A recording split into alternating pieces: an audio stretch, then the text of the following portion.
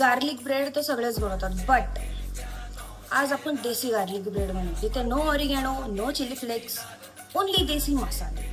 आपण आता हे गार्लिक घेतलेलं आहे आणि आपण आता ते गार्लिक हे करणार आहे, तेलामध्ये फ्राय करणार आहोत.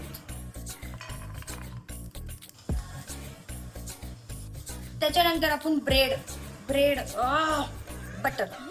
बटरची स्लाइस कापून घेतलेली आहे. शो यू गाईस ते कसं करपलेलं आहे.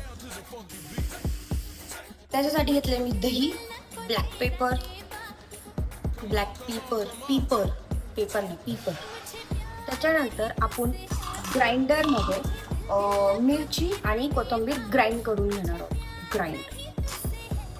दही, कोथिंबीर, मिरची आणि ब्लॅक पेपर, नॉट पेपर.